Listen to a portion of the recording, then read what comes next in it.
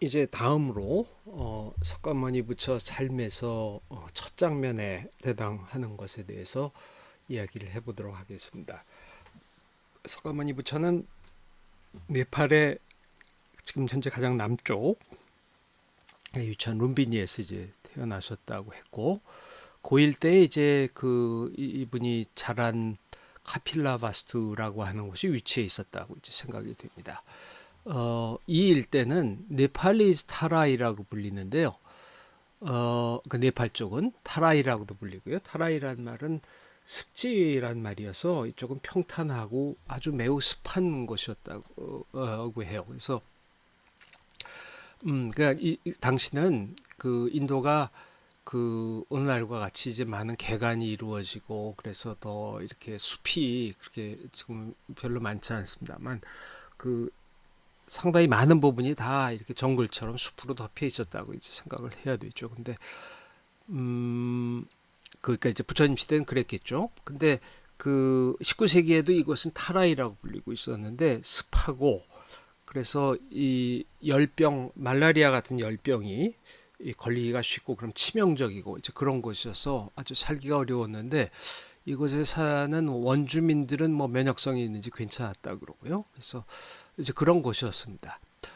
그래서 보통 여러분들 뭐 이렇게 뭐 책이나 그런 걸 보시면 네팔리스 타라이 그런 얘기가 많이 나오는데요.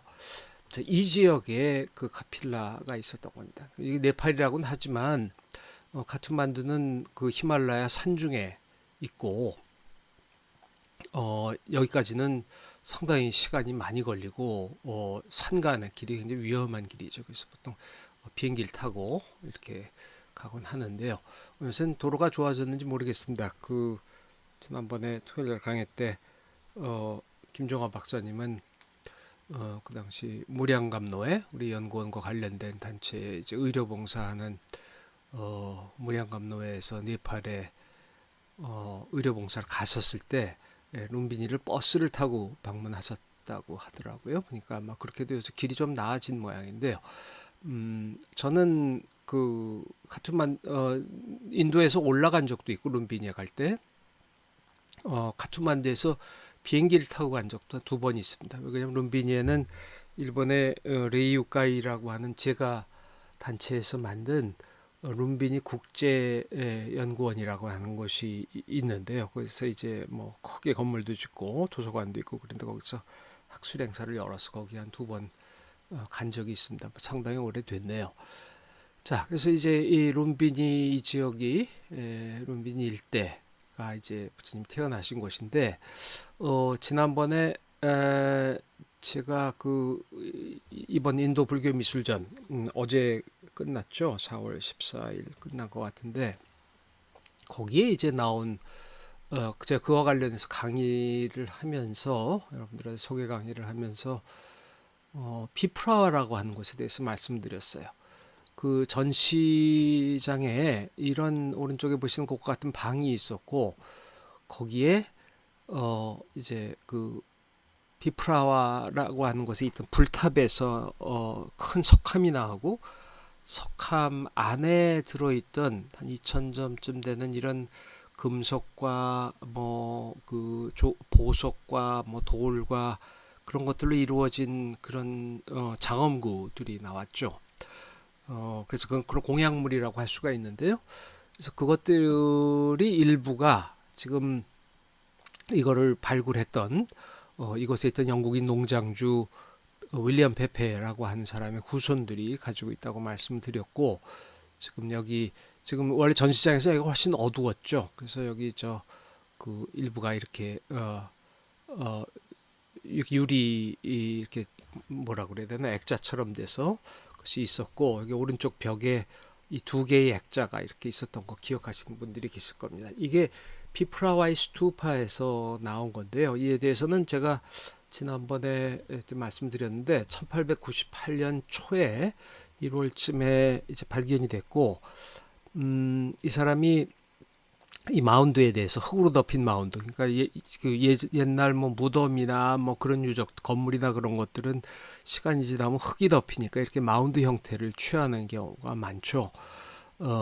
그래서 이 자기가 이제 경작하는 그런 땅 안에 이런 마운드가 있는 것에 흥미를 갖게 됐어요. 흥미를 갖게 된 이유는 1896년에 여기서 불과 얼마 멀지 않은 곳에 불과 한 2, 30km 떨어져 있네요. 제가 지금 정확히 그 수치를 기억 못 하겠는데 거리를 거기에 룸비니에서 석가모니 부처의 탄생지가 발견이 됐거든요. 그 얘기에 대해서는 이제 다시 뒤에 말씀을 드리겠는데요.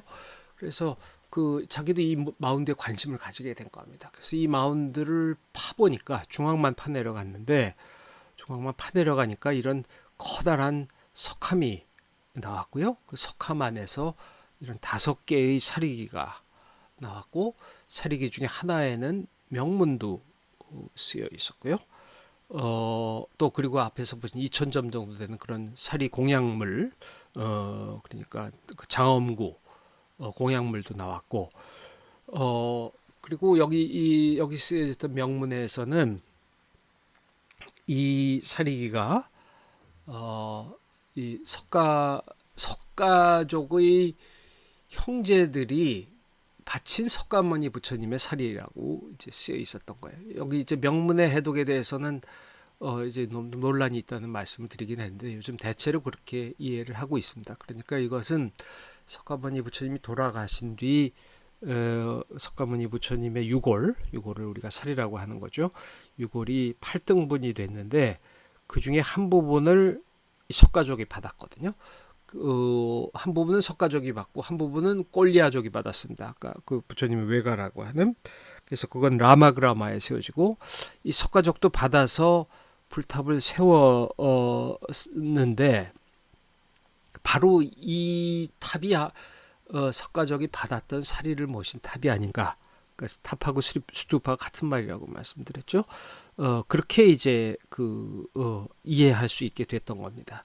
그래서 그 상황을 좀 말씀을 드렸고요. 그 다음에 여기서 나온 사리들, 그러니까 뭐 뼈 조각 같은 것들은 한두 달 뒤인가요? 제가 지금 그런 구체적인 걸 기억을 못 하겠는데 이곳에 소문을 듣고 왔던 태국 왕족이었던 승려가 받아서 이 사람이 받지는 않고 그거는 뭐 우리에게 달라라고 해서 불교도인 우리에게 달라라고 해서 태국에서 사절단이 와서 받아서 태국으로 갖고 돌아가고 태국에서 이제 태국에 있는 불탑 또 스리랑카, 미얀마에 있는 그런 불탑들, 남방 불권의 불탑들이 이제 모셔지게 됐던 이야기를 했죠. 그래서 페페는 여기가 이제 카필라 바스투가 아닌가 하고 생각을 하기도 했는데 그 이게 네팔 쪽의 사람들은 여기가 아니고 룸비니의 서쪽에 있는 딜로라코트라고 하는 곳이 사실은 카필라 바스투가 아니냐 하는 그런 생각이 있었던 겁니다. 그래서 이 피프라마는 인도 영역이고 그 네팔 영역의 룸비니 서쪽에 있는 딜로라코트 사이에 어느 쪽이 카필라 바스투냐 하는 그런 이견이 대립되게 됐고요. 그 이견은 네팔이란 나라와 인도란 나라 사이에 이렇게 의견 갈등도 됐고 또 네팔은 사실은 그렇게 세계적으로 내세울 만한 대단한 산들을 가지고 있습니다만 그 문화유적으로는 뭐 좋은 것들이 있습니다만 그래도 많은 사람들의 보편적인 공감을 받을 만한 것이 이렇게 많지 않거든요. 그러니까 이 룸빈이나 카필라, 룸빈이 이제 분명히 네팔 영역에 있지만 카필라 바스투의 존재가 상당히 중요한 일종의 이 내셔널 프라이드에 관련된 그런 문제였다고도 할 수가 있죠. 그래서 의견의 대립이 있었어요. 그랬다가 1970년대 들어서서 인도 영역에 있는 피프라와를 이제 이 인도 사람들이 스리바스타바라고 하는 사람을 중심으로 새로 발굴을 했는데 그때는 이제 페페는 여기 있는 석함을 찾았던 거고요. 더 아래쪽으로 내려가서 아래쪽에서 사리기 2개를 더 찾은 겁니다. 그래서 더 오래된 사리기가 있었던 걸 알게 됐고, 그러니까 거기가 더 오래된 층이 되는 거죠. 그걸 알게 됐고, 그 2개가 지금 인도 뉴델리 국립박물관에 이제 보관이 돼 있고요. 또 이 사찰 경내에서 많은 테라코타로 되는 점토판 인장 같은 것들을 발견했는데 거기에 그 대카필라바스투의 비구 승가라는 말이 써 있어서 인도 사람들은 이것이 여기가 피프라와가 카필라바스투라는 확증을 발견했다라고 이제 생각을 하게 된 거죠. 주장을 그렇게 하게 된 거죠. 그래서 이제 그렇게 됐는데 사실 이 문제는 그렇게 뚜렷이 정리됐다고 하기는 좀 어렵습니다. 아직 틸로라코트가 여전히 틸로라코트가 카필라바스투라고 일 거라고 생각한 사람들도 많고요. 그 이유 중에는 이 절은 카필라바스투 비구승가라고 되어 있지만 이 근처에 무슨 궁성이라든지 그런 것들 뚜렷하게 그런 유적이 발견되지 않았거든요. 그러니까 카필라바스투 비구승가란 말은 카필라바스투의 영역에서는 뭐 쓸 수 있는 말이니까 여기가 반드시 시다르타가 태어난 궁성이 있던 곳이다라고 이야기할 수는 없는 거죠. 여기 피프라와는 절 유적이고요. 그래서 그런 문제가 있습니다. 그러니까 그 지역을 조금 더 가까운 지도로 보시게 되면은 이런 모양입니다. 여기 이 역시 구글 위성 지도인데요. 여기 빨갛게 표시된 곳에 룸비니가 있고요. 여기 부처님이 태어나신 곳이고 여기 빨간 지역이요. 그 다음에 피프라와가 여기 네팔 영역에 바로 아래쪽에 있습니다. 그 인도 사람들은 여기가 카필라바스투라고 생각을 하는 거고요. 네팔 사람들이 생각하는 틸로라코트는 여기 좀 서북쪽 올라간 곳에 있습니다. 이쪽에 있고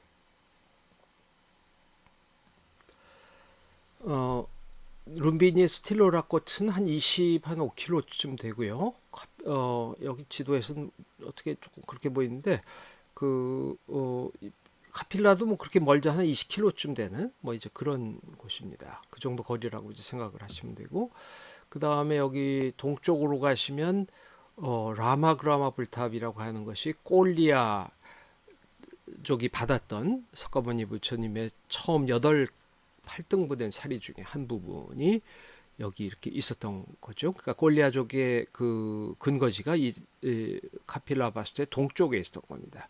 이 사람들 수도가 데바다라고 하는 곳이었다고 하는데 여기 위쪽에는 그 구글 얼스에 보면 그 네바다라는 지역이 나오긴 하는데 이거는 현재의 네바다라고 이제 시라고 이름이 붙은 그런 지역이고요. 그 다음에 이제 나머지 것들은 뭐냐면 이제 제가 바로 뒤에 말씀을 드리려는 것인데 이 일대에는 발견된 유적, 그러니까 룸비니가 발견된 그 무렵에 발견된 유적 중에는 니갈리사가르라고 하는 곳이 있고 고티하와라고 하는 곳이 있습니다. 니갈리사가르는 이곳에서도 아쇼카 석주가 발견됐어요. 그래서 그리고 거기에는 구나한머니라고 하는 부처, 까나까문이라고 하는 과거불에 불탑이 있는 곳에 아쇼카가 세웠다고 하는 명문이 남아 있습니다. 확실한 확증이 있는 거죠. 까나까문이는 석가모니 부처 바로 이전 부처님이 가섭불이고, 그러니까 좌파 부다고 그 다음이 그라쿠짠다고 그 바로 위가 까나까문입니다. 그러니까 석가모니 부처의 전전전, 그러니까 과거 사불이라고 꼽을 때 석가모니 부처님 과거 사불 중에 첫 번째 부처님이고요. 근데 이 고티하와라고 하는 곳은 역시 아쇼카의 석주가 남아 있는데 명문은 발견이 안 됐어요. 그 밑둥밖에 안 남아 있거든요, 기둥에. 그러니까 위쪽에 명문이 있었을 가능성이 있는데 그래서 이것은 혹시 이게 그라쿠짠다 것이 아닌가 하고 그렇게 추측을 하고 있는 유적이 있습니다. 그 이야기들은 다시 다 말씀드릴게요. 근데 이제 기원전 한 400년경부터 한 7세기까지 이곳에 다녀간, 그러니까 인도를 여행했던 중국의 승려들의 기록에 의하면은 이 카필라에는 구나한머니 까나까무니의 불탑이 있었고 또 그라쿠짠다의 불탑도 있었다고 전하고 있습니다. 그리고 여기서 더 서쪽으로 가면은 어, 이제 석가모니 부처님의 바로 앞에 붙여인 가섭불 가쇼아파 붓다의 그 이제 불탑도 있다고 이렇게 전하고 있고요. 그래서 그 과거 사불의 불탑이 다 일대에 있었던 것을 알 수가 있는데요. 자, 근데 이제 제가 말씀드린 룸비니는 1896년에 발견됐다고 그 이야기 다시 뒤에 말씀을 드리고 카피프라와는 1898년 1월이고 요 니갈리사가라 고띠아와는 그 전부터 이제 좀 알려져 있던 것들입니다. 자, 그 경위를 이제 이것이 왜 이렇게 복잡한 얘기에 문제가 되는데 더 말씀을 드리도록 할게요. 자, 룸빈이 1896년이라고 말씀드렸는데 1896년 12월이고요. 여기 왼쪽에 보시는 사진은 이 석주가 처음 발견됐을 때의 사진이고요. 이걸 처음 서양 문헌에 보고한 사람은 알로이스 안톤 피러라고 하는 독일 사람이었는데요. 이 사람은 원래 제가 기억이 늘 왔다 갔다 해가지고요. 캐톨릭 신부였습니다. 제수이셨는지 그 금방 좀 혼란스러워 금방 바로 명확하게 기억이 안 나는데요. 근데 이제 그 동양학을 좀 공부해서 인도 식민지에 와서 관리로 일을 하면서 라크나우 이제 박물관이 만들어졌는데 거기서 이 고고학 관련 일을 도왔습니다. 그래서 이 사람이 이제 처음 그 영문으로 1897년에 나온 보고서에서 보고를 했고요. 거기 실린 사진입니다. 그리고 오른쪽에 보신 사진은 여기 뒤쪽에 건물이, 여기 왼쪽 사진은 뒤에 건물이 보이죠? 그 같은 건물인데, 여기도 흙 마운드가 이렇게 있었던 거예요. 흙 마운드 위쪽에 힌두교 여신을 모진 조그만 건물이 하나 있었어요. 이제 그걸 보여드리는 거고요. 이제 1899년 사진이라고 하는 것은 그 이제 처음으로 조사가 1899년에 이루어진 거예요. 퓨러는 이제 발견해서 흙을 파서 이런 것이 있다는 보고를 했고요. 아쇼카 명문도 보고를 하고요. 그래서 퓨러가 발견했다고 알려져 있는데 사실 룸비니는 그 이제 석가모니 부처님이 어디서 탄생하셨냐 하는 것은 그 이때까지 그 잘 정확히 알려져 있질 않았어요. 그래서 이 부처님의 탄생지가 어디인가에 대해서는 여러 가지 견해들이 있었는데요. 근데 이 일대가 아닌가 하는 추정들이 이제 나오기 시작을 한 거죠. 그러니까 이제 그거는 그 추정이 가능했던 거는 그러니까 이 여기 인도 이 지역을 다녀간 그러니까 인도의 불교 순례를 했던 중국의 승려들, 중국의 구법승이라고 하는 승려들이 기록을 남기면서 어디 뭐가 있고 어디 뭐가 있고 이제 그런 기록들을 남겼거든요. 그 중에 가장 유명한 것이 399년에 중국을 떠나서 412년까지 여행했던 법현이라고 하는 승려고 또 하나의 중요한 승려는 629년경에 이제 중국을 떠나서 645년에 돌아온 현장이라고 하는 승려 두 사람이 있습니다. 그래서 그 두 사람의 기록이 이제 그 19세기 중엽에 서양어로 번역이 되면서 이제 서양 사람들이 이제 이런 불교 유적을 찾기 시작을 한 거죠. 그러니까 19세기 한 1800 한 3, 40년대가 불교사나 불교학 연구에서는 결정적으로 중요한 시기였는데요.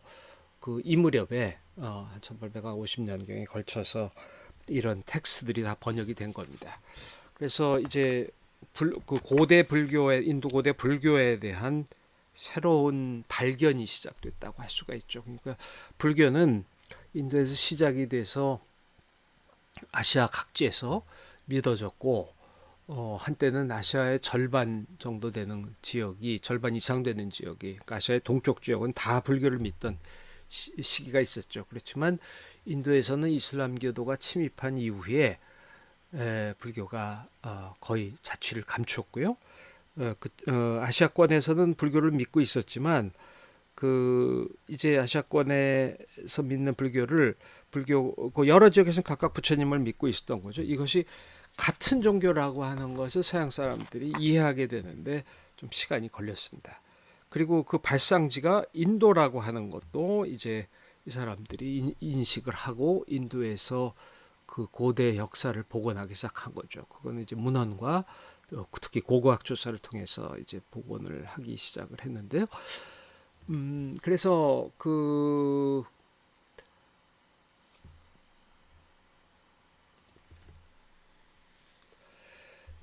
이제 불교 이제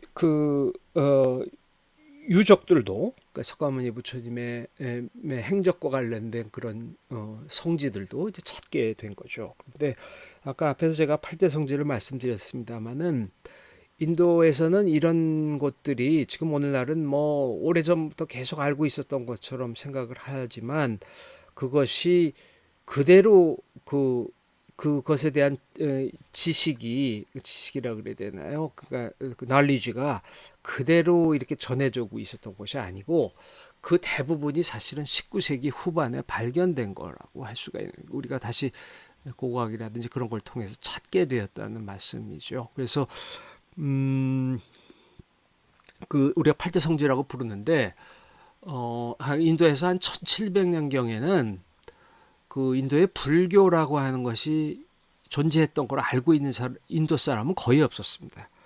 그러니까 인도 사람 중에 불교를 알고 있었다고 할 만한 사람은 인도의 가장 변방에서 그러니까 불교를 믿는 나라들의 인접한 변방에 산 사람들 그런 사람들 외에는 거의 없었고 불교 성지도 완전히 잊혀져 있었고요.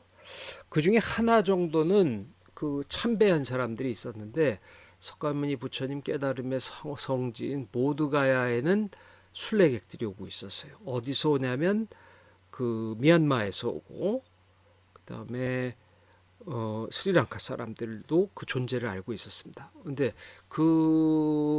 보드가야 성지는 힌두교 사원이 세워져서 힌두교도들이 불상을 힌두교 상으로 섬기고 뭐 이제 그런 상황이었습니다. 제가 그 이야기 이제 나중에 보드가야 이야기할 때 다시 말씀을 드리겠습니다만은 그래서 이제 그러니까 나머지 8대 성지 중에 나머지는 뭐 전혀 알려져 있지 않았고요. 근데 19세기 중엽에 석가모니 부처님이 처음 설법했던 사르나트라고 하는 것을 이제 알게 됐고 발견하게 됐고 그것은 알렉산더 커닝ham이라고 하는 인도 불교 고고학의 선구적인 사람이라고 할 수 있는데 그 사람이 이제 이것을 확인할 수 있었는데 물론 그건 구법승들 기록의 프랑스어 번역이 나오면서 그것이 가능했던 겁니다. 그런데 이제 나머지 유적들은 이제 구법승들의 기록을 가지고 대체적인 위치를 찾아다녔는데 룸비니가 정확히 어딘지는 알 수가 없었던 거예요.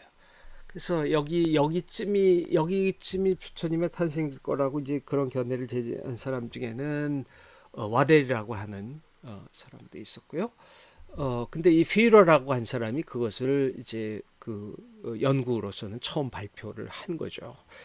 근데 이 피러라는 사람은 굉장히 논란이 많은 사람인데 실제로 이 사람이 발견하는 일에 대해서도 그러니까 이 사람을 요즘 현대에서 미워하는 사람이 말하자면 많아서 그걸 신용하지 않는 그런 연구들도 나오고 있습니다. 그러니까 무슨 얘기냐면은 그 당시 네팔에는 여기 갓가 샴쉘 중입니다. 제가 잘못 썼는데요. JUNG인데 제가 잘못 썼네요.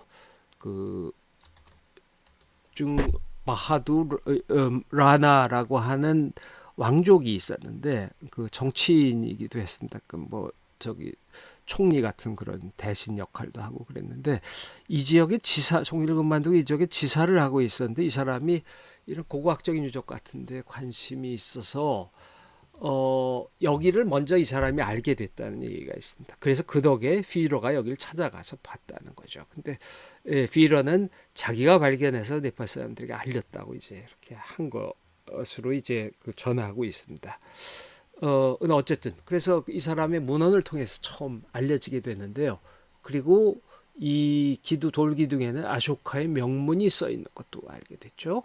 그래서 이런 식으로 명문이 써 있었고 그 명문의 내용은 네바남 뿌리야다신 왕 이건 아쇼카 왕의 에피셋입니다. 저 왕을 칭하는 신들의 사랑을 받고 자애로운 왕이라는 소리인데 즉위 20년에 그러니까 제가 생각하는 것처럼 아쇼카가 268년쯤에 즉위했다고 생각한다면 한 248년경이 되는 거죠. 이곳에 방문하여 참배했다.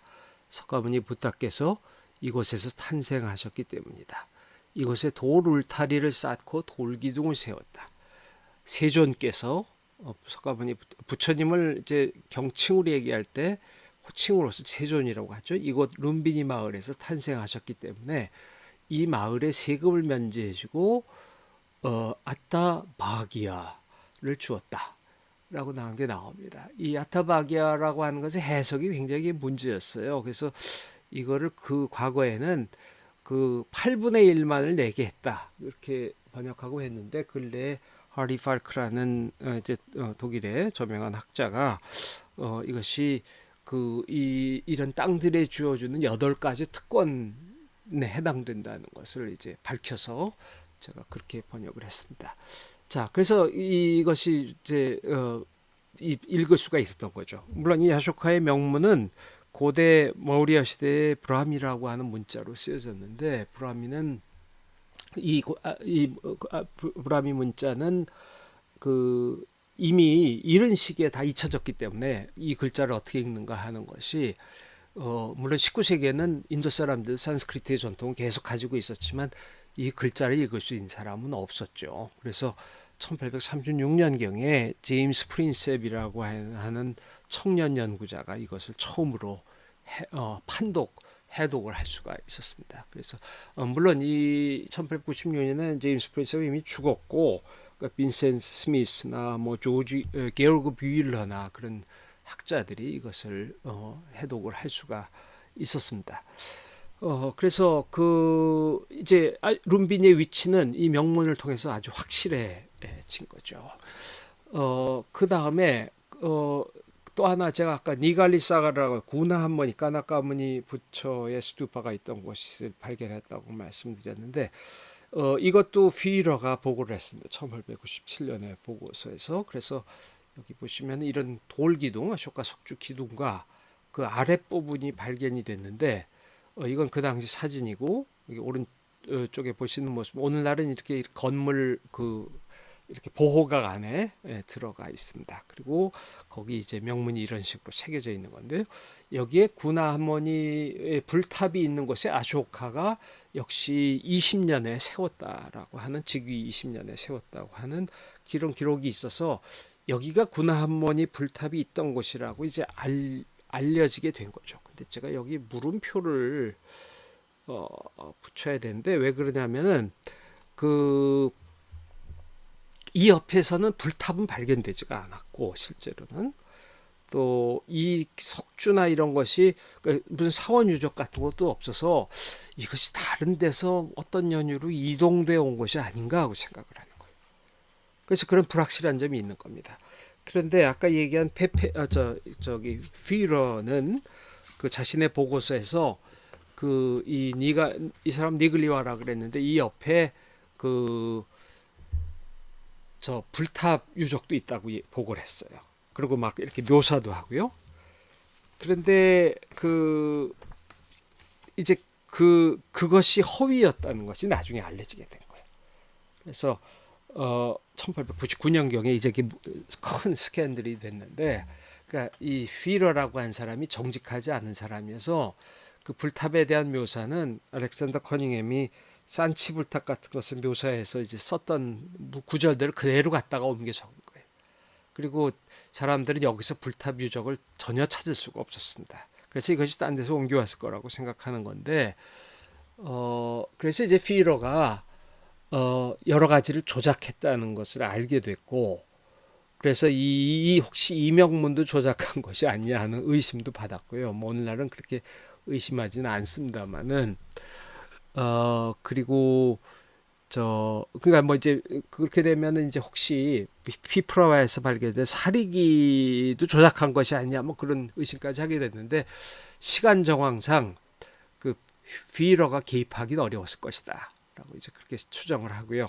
또 이 사람이 의심받는 거는 지난번에도 말씀드렸지만 버마 옛날의 버마 지금의 미얀마의 그 이제 뭐 여러 가지 거기서도 이제 조작을 하고 또 뭐 가짜 사리도 승려에게 주기도 하고 부처님 치아살이라고 그런 일들을 그런 굉장히 그 부정직한 사람이었기 때문에 이 사람이 의심을 받게 된 거죠. 그래서 오늘 학자들 중에는 그 룸비니에서 일어난 이런 여러 가지를 다 의심하는 그런 의심까지 나오지만 그렇게까지 뭐 의심을 가질 만할 것 같지는 않고요.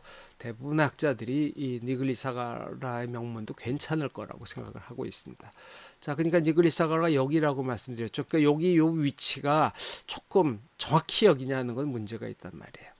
그다음에 또 하나 뭐가 있냐면 여기 지도에 보시면 고티하와가 있죠. 고티하와에는 이런 불탑의 밑둥만이 남아 있고 그래서 아쇼카 명문은 없고 명문이 위쪽에 있었을 것 같은데 여기 오른쪽에 보이는 것은 불탑의 자리입니다. 불탑의 터가 불탑에 이제 그 유구가 남아 있어요. 그래서 여기는 그 사원 유적이라고 하는 걸 알 수가 있는데 여기서 명문은 없지만 이것이 바로 크라쿠찬다의 스투파가 있던 것이 아닌가 하고 이제 추정을 이제 하는 거죠.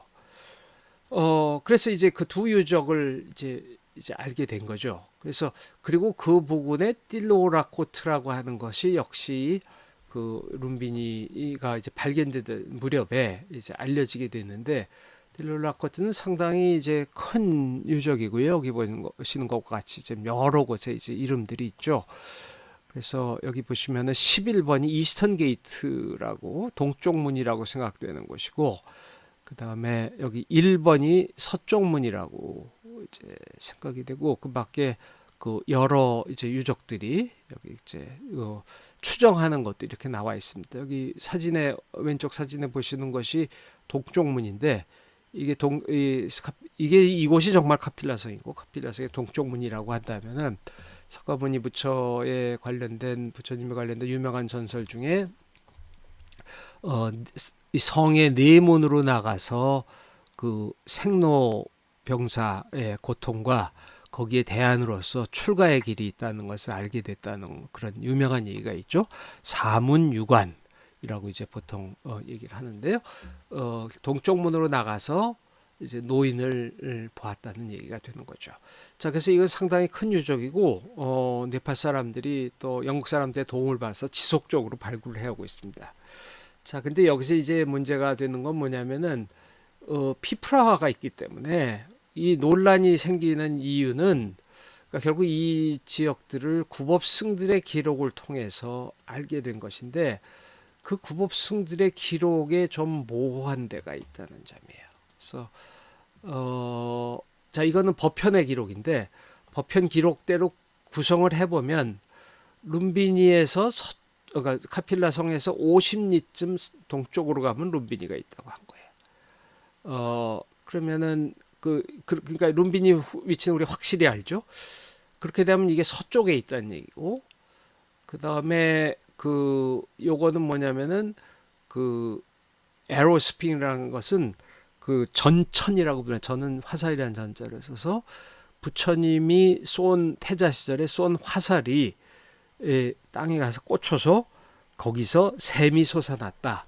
그렇게 해서 전천 에로 스프링이라고 부르는 것인데 이게 상당히 유명한 얘기이기도 했어요. 그래서 여러분들 영국의 유명한 19세기 말에 유명한 20세기 초까지 시인이자 작가의 로저트 키플링이라고 한 사람이 있는데 그 사람이 쓴 킴이라고 하는 유명한 소설의 앞부분에 티베트 승려가 이 부처님이 쏘았던 화살이 꽂혔던 그 스프링을 찾아가고자 하는 그런 얘기가 나오고 있습니다. 뭐 여담으로 말씀드렸고요. 그 다음에 이제 이 기록에 따라서 번역을 했는데 카필라바스투의 서쪽으로 가면 가다카무니 불탑이 있고 그 다음 남쪽에 크라쿠짠다 불탑이 있고 그 다음 이쪽으로 가면 사위성으로 간다는 거예요. 그 다음에 이건 현장에 그러니까 저 법현은 400년대 이곳에 갔고요. 현장은 630년대쯤에 620년대 후반이든지 뭐 그쯤에 갔을 걸. 630년대 갔겠네. 629년에 출발했으니까. 그래서 여기에서는 룸비니가 여기 있고 그다음에 여기 위치가 조금 다 다른 거예요.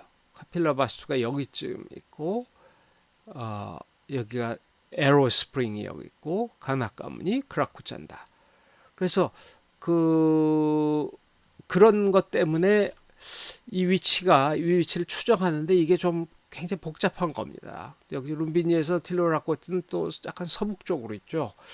그래서 그 인도 사람은 카필라 비프라가 더 맞을 거라고 생각하고 하리 팔크 교수도 이쪽이라고 생각을 하는데 저도 정확히는 뭐 잘 모르겠어요. 이 문제는 조금 더 또 제가 생각을 해봐야 될 것 같은데 인도 사람들이 주장하는 카필라 성이 여기 있고 어, 네팔 사람들이 주장하는 인도 사람들이 주장하는 카필라 성 피프라가 이곳에 있고 이런 유적들이 있다는 것을 여러분들이 염두에 두시면 좋겠습니다. 그 이제 인도 성지 순례를 가시면은 보통 그 인도 쪽에서 버스를 타고 피프라를 거쳐서 룸비니를 들어가시죠. 그래서 들어가시면 대체로 이런 유적들은 뭐 안 보시게 되고요. 그냥 이렇게 나오시게 되는데요. 자, 그래서 일단 여기까지 그 룸비니와 카필라 바스투에 대한 말씀을 드리고요. 이어서 룸비니 유적에 대한 말씀을 드리도록 하겠습니다. 이제는 그 룸비니의 유적에 대한 뭐가 남아 있는지 우리가 가면 뭘 볼 수 있는지에 대한 말씀을 드리겠습니다. 1896년 12월에 이제 뭐 어떤 경위건 간에 피로가 이제 이것을 가서 봤다는 거고요. 그래서 이 존재가 확정이 된 거죠. 1897년경까지. 그래서 1899년에 무케르지라고 하는 그 이제 네팔 사람이 이제 이런 도면을 작성한 겁니다. 당시는 마운드가 있었고 거기에 그 이제 힌두교 쉬바 신상을 여신상을 모시는 사당이 있었고 여기 그 왼쪽에 아쇼카 석주가 있었고요. 그다음에 그 아래쪽에 이런 오른쪽 사진에도 보입니다만은 연못 그 수조가 있는 것을 이제 알 수가 있었죠. 나머지는 대부분 다 크게 덮여 있었고요.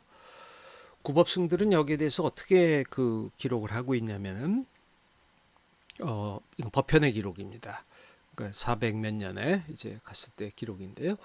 카필라 성의 동쪽 50리에 정원의 이름을 룸비니를 가리키는 말이죠.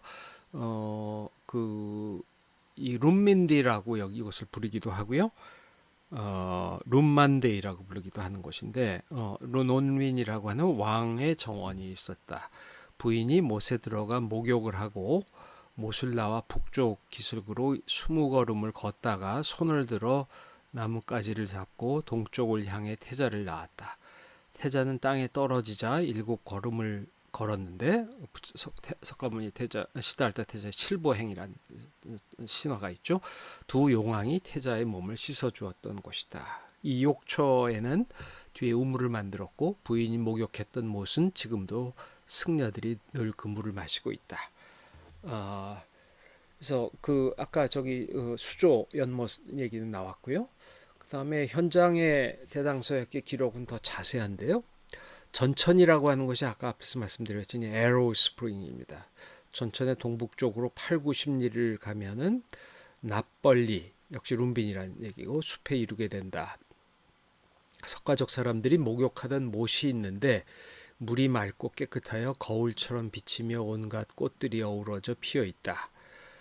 그러니까 현장은 630년경대에 630몇 년에 갔으니까 그때를 전하고 있습니다. 그 북쪽으로 24 혹은 25걸음을 가면 무하수가 있다. 무하라고 하는 아쇼카 나무란 소리인데 쇼카 걱정이 없다는 나무거든요. 지금은 나무가 시들었으나 이곳이 보살이 태어나신 곳이다. 보살은 페사가월 바이샤카 후반 8일에 이곳 중국으로 얘기하는 거죠. 3월 8일에 해당하는 날 태어나셨다. 상좌부는 스리랑카 상좌부를 얘기하는 거죠. 상좌부에서는 그날이 바이샤카월 후반 15일, 즉 이곳에 3월 15일에 해당한다고 말한다.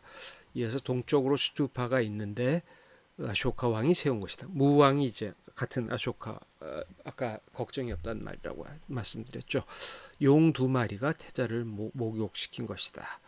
보살이 태어나신 뒤 어느 곳에도 의지하지 않고 사방으로 7걸음씩 걸으시며 이렇게 말씀하셨다. 하늘 위나 하늘 아래에 오직 나만이 존귀하다. 이제부터는 다시 태어나지 않을 것이다. 이제 이게 우리가 흔히 천상천하 유아독존이라고 하는 그것에 해당되는 말이죠. 근데 이것이 경전에 따라서 어떤 말씀을 하셨는가는 상당히 다르게 쓰여져 있습니다.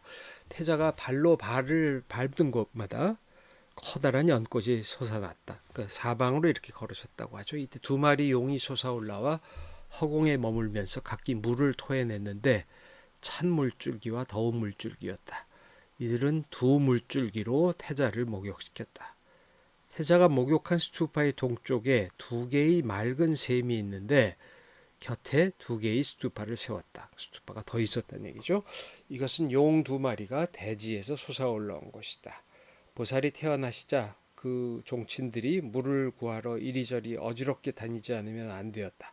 이때 사람들 앞에 2개의 샘이 저절로 솟아났는데 각기 더운 물과 찬 물이었다. 그래야 사람들은 이 물로 태자를 목욕시킬 수 있었다. 그 남쪽에 스투파가 있는데 사천왕이 보살을 안았던 곳이다. 그러니까 여기서는 이런 내용도 그러니까 누가 목욕을 시켰느냐. 다른 경제에서는 범천과 제석천이 목욕시켰다는 것도 있거든요. 근데 또 혹은 누가 받았느냐. 다른 곳에서는 제석천이 받았다고 하기도 하고요. 그러니까 이런 신화적인 전승은 글을 또 전승 어떻게 전해졌느냐, 또 어떻게 사람들이 창작을 했느냐에 따라서 상당히 차이가 있는 거죠. 여기서는 사천왕이 안았다고 했는데 사천왕이 태자를 받들었다. 받들었던 스투파에서 멀지 않은 곳에 커다란 돌기둥이 있는데 아쇼카 기둥을 얘기하는 거죠. 위에는 말의 상이 만들어져 있었다. 이것은 무왕, 아쇼카 왕이 세운 것이다. 후에 사악한 용이 벼락을 일으켜서 그 기둥 가운데를 부러뜨려 땅에 쓰러지게 하였다. 지금도 돌기둥은 말하자면 부러져 있죠. 그 옆에 작은 하천이 있는데 동남쪽으로 흐르고 있다. 이제 이런 식의 얘기들이 나오고 있습니다. 이건 630년 전에 이제 본 얘기고요. 지금 그러니까 우리 유적을 가면 지금 유적 이게 북쪽을 바라다본 모습인데 요 건물 얘기는 다시 뒤에 말씀드릴게요. 요 건물 왼쪽에 아쇼카의 석주가 이렇게 남아 있습니다. 거기 아쇼카 명문이 새겨져 있고요. 이거는 비달이라고 한 사람의 책에 나오는 것인데 이 사람이 이제 부위들을 이렇게 측정한 것인데 지금 위에 말이 올려져 있다. 그런데 이건 추정이고 이 말은 안 남아 있어요. 그런데 여기 아래쪽에 주도 부분은 이제 파손된 채로 남아 있고요. 그 다음에 여기 이 사람의 메저먼트에 의하면 땅 박힌 곳으로부터 보면은 9.41m 정도 됐다고 하고요. 아쇼카 석주 중에서는 그렇게 큰 편은 아닙니다. 조금 작은 편이고요. 기둥이 한 20m가 넘는 것들도 있거든요. 그리고 여기 이것이 원래 흙에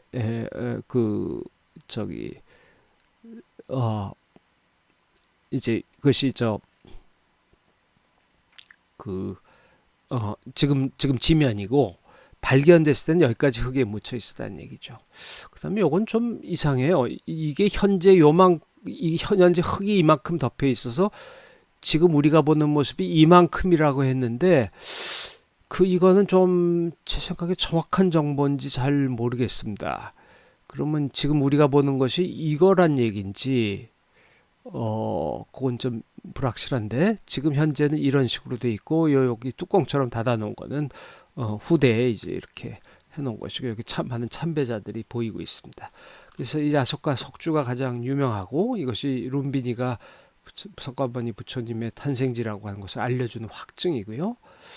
그 다음에 아까 흰 건물을 말씀드렸는데 흰 건물은 1899년에는 그 힌두교 신상을 모신 신전이 있었던 것이고 이게 1930년대에 그러니까 이곳은 여러 차례에 걸쳐서 보수가 됐어요.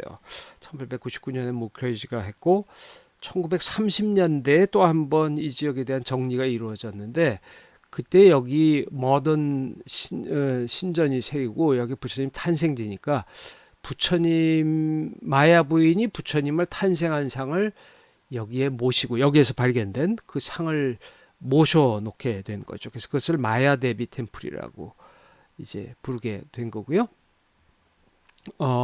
그래서 이 건물이 1990년경까지 계속 그대로 있었습니다. 그랬다가 그 뒤에도 뭐 발굴을 1962년경에 한 번 더 하고 1992년부터 1996년까지 일본과 네팔 사람들이 협력해서 일본 사람들이 돈을 대고 그렇게 해서 이 부분을 저기 마야 부인 상이 있던 곳이라고 해서 마야당이라고 부르는데 이걸 요 신전을 마야당이라고 부른 거죠. 여기를 발굴을 했습니다.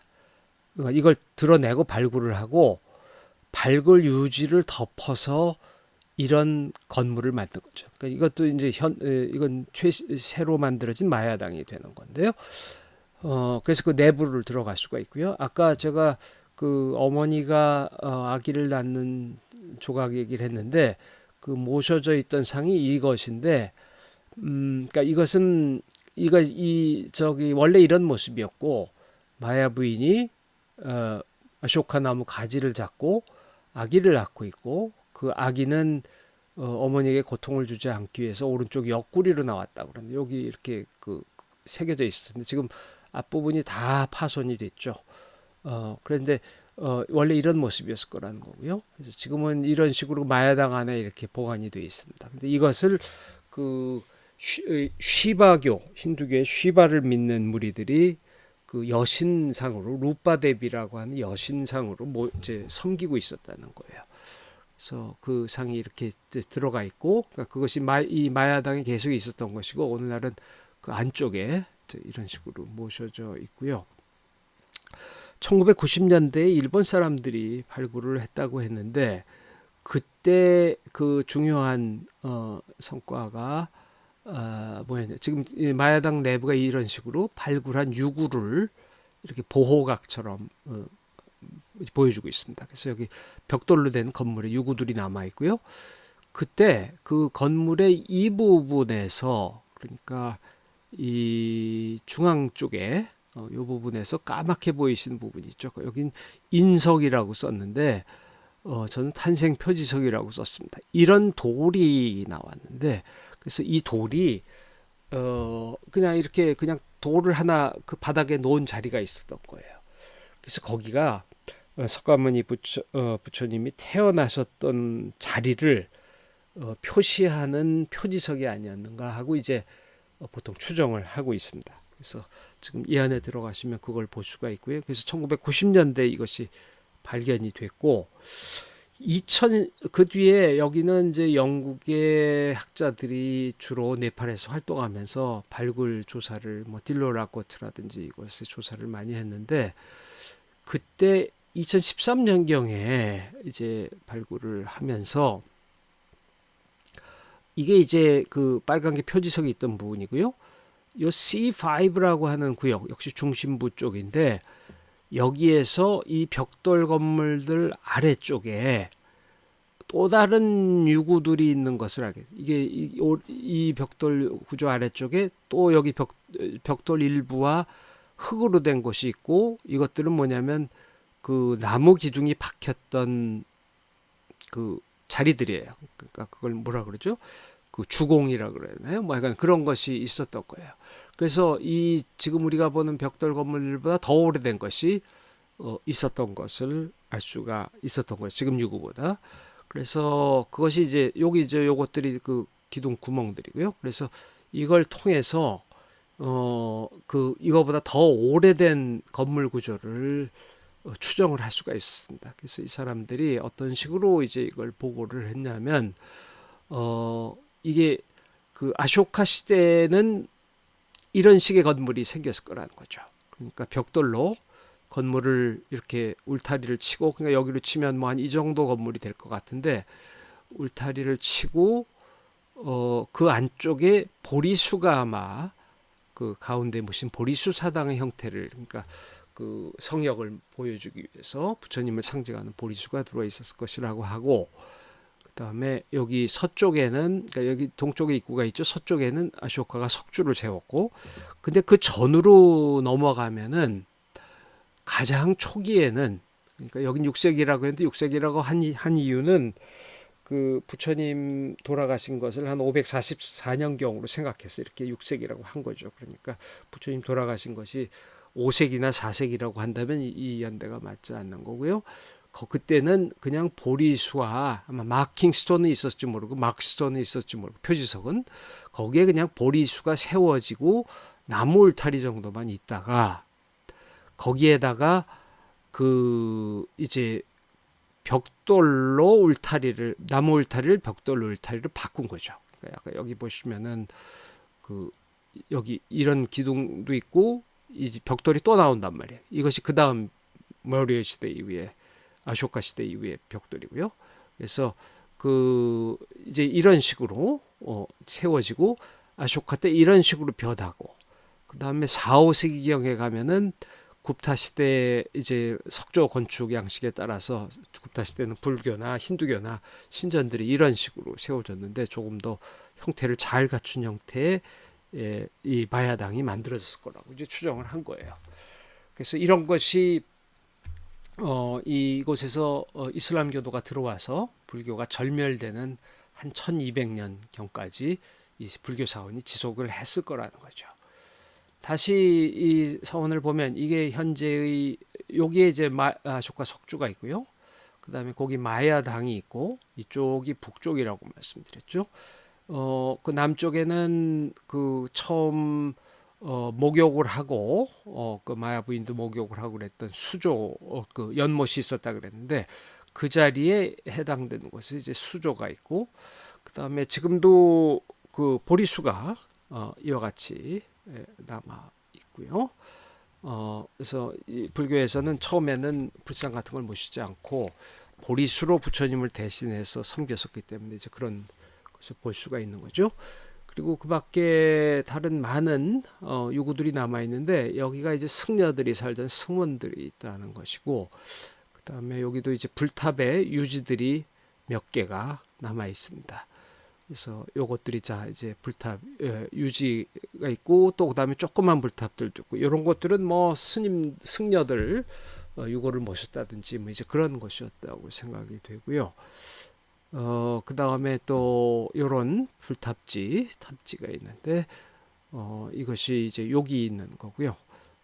요거는 뭐냐면 여기 있는 것인데 요게 이제 그 불자들이 불교도들이 이렇게 봉헌하기 위해서 작은 탑들을 이렇게 그 각각 사람들이 아마 돈을 냈겠죠. 그렇게 해서 모아서 16개를 모은 그런 불탑을 이렇게 만들어진 것을 볼 수가 있습니다. 근데 이것들이 다 한 시기에 이루어진 것은 아니고 여태까지 발굴 결과로 추정을 해보면은 사원이 이와 같이 이제 변천해 갔으리라는 것을 알 수가 있는 거죠. 그래서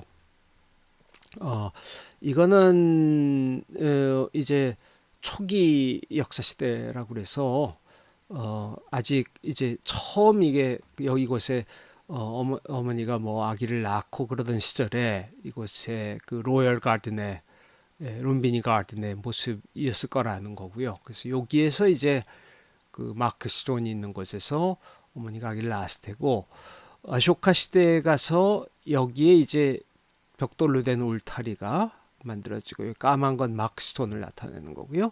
아쇼카 기둥이 세워지고 그 다음에 작은 승원과 뭐 여기 연못은 있을 거라고 생각이 되고, 이게 그러니까 기원전 3세기쯤이죠. 그러다가 기원전 2세기쯤에 가면은 조금 더 건물들이 생기기 시작하고, 또 이것은 쿠시안 시대라고 하는 것은 한 기원 후 한 2세기경쯤에 가면은 건물이 조금 더 늘어났죠. 하나 둘 늘어나고 있는 것을 볼 수가 있고, 그렇게 해서 굽타 시대 한 4세기 5세기쯤에 가면은 건물이 더 많이 들어갔어요. 자, 이런 불탑들이 다 이 시기에 새로 만들어진 것을 알 수가 있고, 이 미디벌 피리드라는 것은 한 7세기 이후 뭐 한 12세기경까지에는 아까 보신 16개 작은 탑들이 모여 있다든지 그런 것들은 그 시기에 만들어진 거라고 것을 알 수가 있습니다. 그래서 한 1200년경 그 이슬람교도들이 이제 이것을 침입할 때까지 이 유적이 이제 그런 식으로 유지가 된 거죠. 그래서 아직 이것에 대해서는 더 계속 조사도 이루어지고 있고요. 그래서 이것은 비교적 제일 최신의 2019년에 나온 유네스코에서 간행한 책에서 제가 여러 이렇게 인용해서 보여드린 사진입니다. 근데 이 네팔은 그 네팔 불교도들에게도 중요하고 또 그 각지의 불교도들이 이곳에 관심을 가졌습니다. 부처님이 탄생하신 것이 이제 중요하다고 생각을 해서 그래서 1967년인가요? 제가 어릴 때 여러분들 아마 기억을 하시겠지만 그 당시 그 유엔 사무총장이 우탄트라고 하는 사무총장이 있었습니다. 그래서 우탄트 사무총장이 이곳을 발견했고 그래서 그때부터 유네스코가 여기에 관심을 많이 갖기 시작했어요. 그래서 여기 성역화 지원을 하는 사업을 시작을 했는데요. 그래서 그 뒤에 그 다른 사무총장도 방문한 걸 알 수가 있는데 우리나라의 반기문 사무총장도 여기를 방문을 했었고요. 그래서 이곳에 저, 음, 그러니까 이곳을 성역화해서 새로 이 성역을 꾸미고자 하는 시도가 일어나게 됩니다. 저 우탄투 사무총장이 여기 방문했던 것을 계기로 해서 유네스코도 지원하고 이제 여러 곳의 불교들이 지원을 했어요. 그 처음에는 그 영국의 얼친이라고 하는 사람은 케임브리지 대학 교수를 했던 고고학 교수라든지인데 마츠시다라고 하는 일본 사람이 이제 협력을 해서 이런 안도 냈었고요.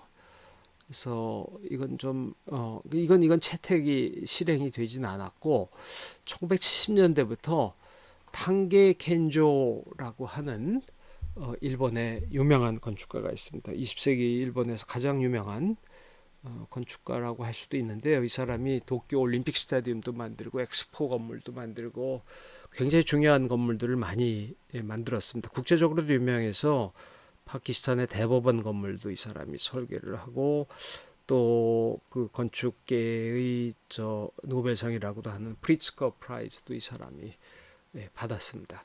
그래서 이 유명한 건축가를 초치해서 이 사람에게 의뢰해서 마스터 플랜을 만들기 시작한 거죠. 그래서 이게 1972년에 마스터 플랜인데 여기가 바로 부처님 탄생 위치가 이곳에 있고요. 그래서 저 1976년쯤에는 이런 마스터 플랜이 만들어지게 된 겁니다. 그래서 여기 뭐 이거하고 비슷하죠. 성역 세이크릿 에리어가 세이크릿 가든이 여기 있고요. 여기가 이제 태어나신 중심구고 그 이제 남북으로 축을 해서 이제 구성을 한 거죠. 그래서 여기에는 긴 수로를 쭉 남북으로 전개되도록 하고 그 남북 축의 가장 아래쪽에 이 부분에 그 eternal flame이라고 해서 영원한 불꽃이라고 하는 그런 그 늘 불이 켜져 있는 뭐 인도에 가도 뭐 간디 그 화장했다는 곳에도 그런 플레임이 있습니다. 인도식의 그 아이디어를 딴 거죠. 그것이 있고 수조가 쭉 이어지고 여기 제일 끝에 가면은 피스 파고다라고 하는 그 이제 월드 피스 세계 평화를 기원하는 스투파가 있고 그 다음에 동쪽하고 서쪽 구역을 나눠서 동쪽에는 남방 계통의 테라바다 계통의 남방 불교 전통의 나라들의 사원들이 만들어지고 서쪽에는 대승불교, 또 티베트 불교 그런 계통의 소위 북방 불교 쪽에 사원들이 만들어져서 이쪽에는 뭐 중국, 일본, 한국 또 뭐 티베트 그런 계통의 사원들이 있습니다. 여기에 저기 사원을 뭐라 그러나요? 제가 한국 사원 이름이 잘 기억이 안 나는데 굉장히 규모가 크게 별로 이쁜지는 잘 모르겠지만 뭐 그런 건물들이 있습니다. 그래서 네팔에 가시면 다 볼 수가 있는데 그래서 1970 저 켄조가 2005년에 죽었는데 그때는 이제 다 시작 단계였지만 이제 오늘날은 조금 더 이렇게 발전된 모습을 보여주고 있습니다. 그래서 이것이 항공사진이고요. 항공사진이 아니네요. 위성사진이죠.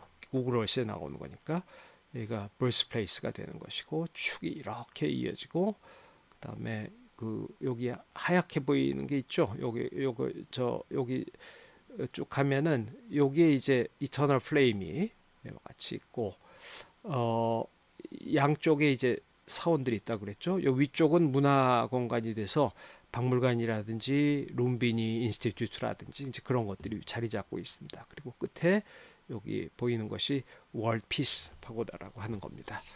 자, 그래서 부처님의 탄생지인 룸비니에 대한 이야기로 우리 부처님의 시대에 대한 강의를 시작을 했습니다. 그래서 어, 계속 이제 이런 불교 성지들에 대한 이야기를 이어서 가도록 하겠습니다. 근데 다음 달은 부처님 오신 날이 있기 때문에 그때는 부처님 탄생의 전설과 뭐 이제 그런 것들에 대한 이야기를 조금 더 드리고 부타 자얀티 그 부처님 탄생 달이기도 하니까 그런 이야기를 이어서 가도록 하겠습니다.